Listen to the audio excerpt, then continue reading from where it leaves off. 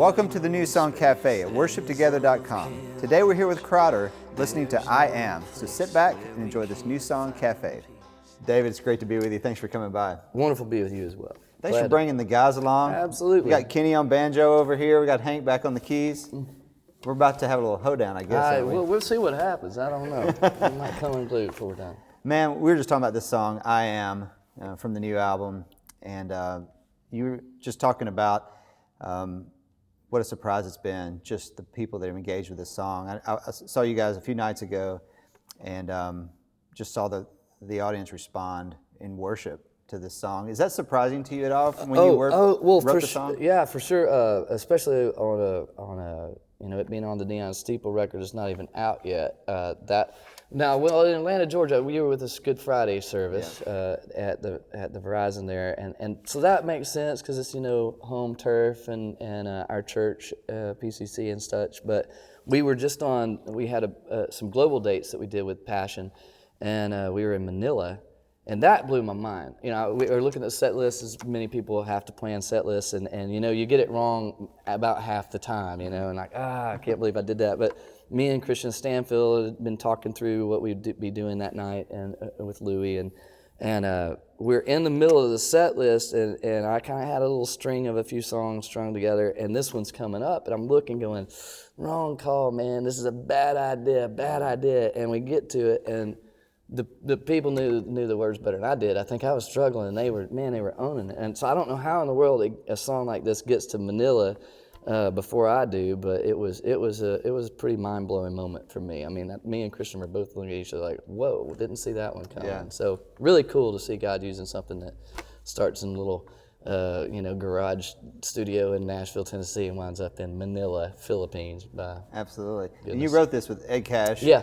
And of course, this has been a great radio song. It's had a lot of success radio, and I think we heard it. It was definitely just, you knew that it was a great pop song. Has the worship component of this been a surprise at all? Yeah, I don't know. I don't feel like I'm very clever about that sort of thing. For me, most of what I do is just sort of response-oriented, congregationally oriented, and some of them fit well, or some of them kind of land that way. And I think Ed being in the mix of the writing process helps lean that direction, just because he's had so much success and just his talents lie there. And it was a blast for me because I hadn't really gotten to write a song like that. I did a little dabbling with him on the Narnia little record that came out. Right. There was a supplemental piece, and so we got to write a little bit then, but it was mostly my stuff and him tweaking on it. And then this one was the first time I got in a room and I was like, I got an idea.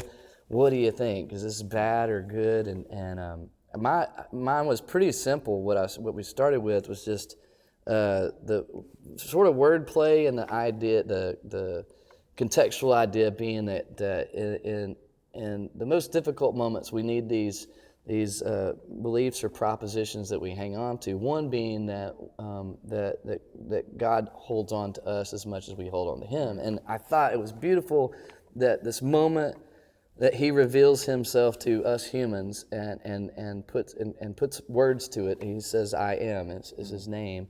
And then later in Scripture, when He comes in flesh, it's Emmanuel, God with us. It just feels like it's very much present tense. Presence is inherent in His name, and that's beautiful to me.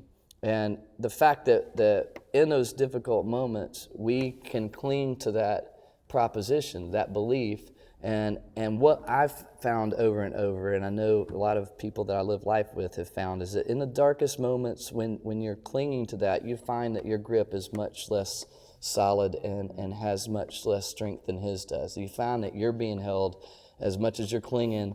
He's got you, and that's beautiful to turn a proposition into reality and find that in the moments that you need it most is beautiful. So I present this to Ed and say, I just think to say I am holding on to you is to make a proposition, but also to have the depth of of sadness and the necessity of the divine inherent in those two words, and it's a little wordplay like a good country song, you know. Yeah, right. And then he looks like he's not paying attention to me at all. Like I think I'm presenting something just brilliant, and the dude looks like he's just spaced out, you know, little space cadet guy, and I kind of interrupt like, okay, well maybe not that one. And he goes, no, that's great.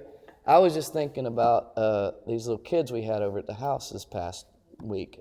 He had some orphans from, I believe it was Kenya, over, and they holed up at the house there, and he had a bunch of them down and singing around microphones, making a little record with them. And he goes, man, you're talking, and I'm thinking about these guys who have nothing. I mean, they're fatherless, motherless, and the look in their eye and the smile on their face when they're singing to Jesus, and these words coming out of their mouth. I've never seen anything. I'm just wound up. I can't.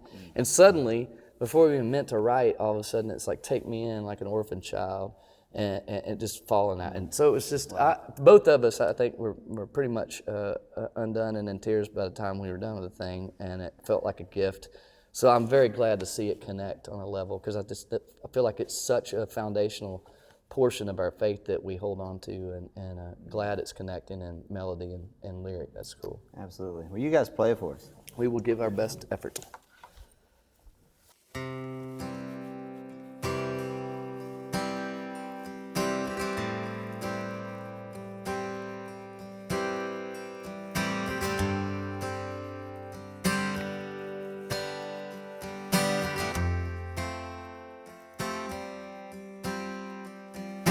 There's no space that is all can reach. There's no place where we can find peace. There's no end to amazing grace.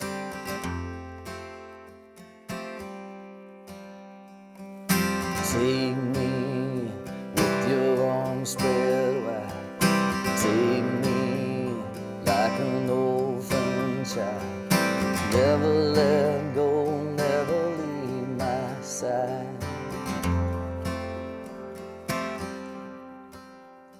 I am holding on to you. I am holding on to you. In the middle of a storm, I am holding on.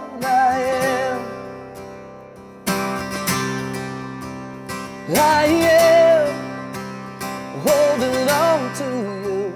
I am holding on to you. In the middle of a storm, I am holding on. I am.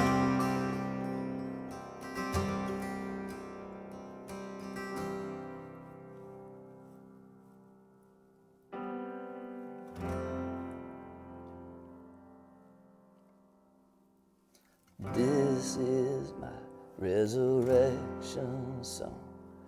This is my hallelujah come. This is why it's to you I run.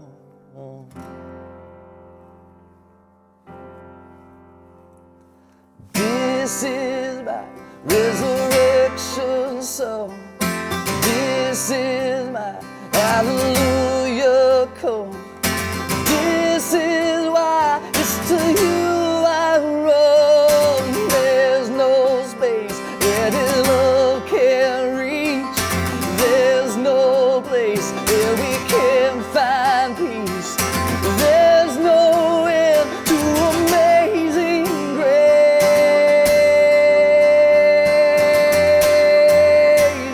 I am holding on to you. I am holding on to you. In the middle of a storm, I am holding on. I am holding on to you. I am holding on to you. In the middle of a storm, I am holding on. I am.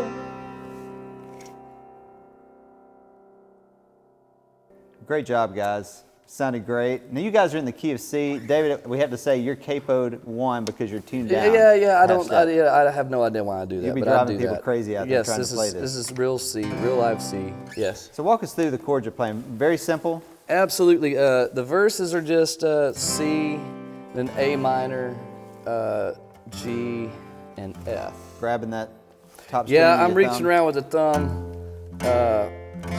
Should have trimmed my nails before making this, but so C, A, G, and then the F is grabbing the thumb. And I'm keeping this pinky guy, just hanging the whole time, just so there's consistency in tones. And actually, on the record, it's more piano driven there, and mostly piano and banjo. But this will get you by, And then the chorus.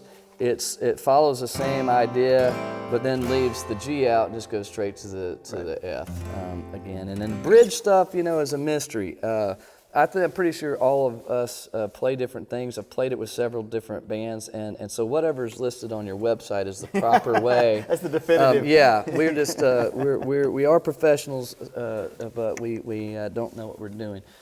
Hank, maybe you're playing, so it's starting on your 1, then your 4. This is my resurrection song, and then you got the 6 in there. This is my resurrection song. It's like a 1/5. Yeah, that sounds hard. 4/6, something like that. Okay. 6. As I said, if you look at your website, it's all right there. I just fake it through. I just play the high strings, and it works with anything else they're doing. So I'm in the clear there. I'm doing the same thing. Same deal. Yeah. Okay, so it's really just your bass So player. do as I do, not as I say. That's exactly right. That's right. Yeah. But the website has phenomenal information, and I'll probably look at it later, so I know what we're supposed to be doing. Well, guys, I love this song. Just a wonderful song. Thanks for coming by and sharing it with us. Absolutely. This is my resurrection.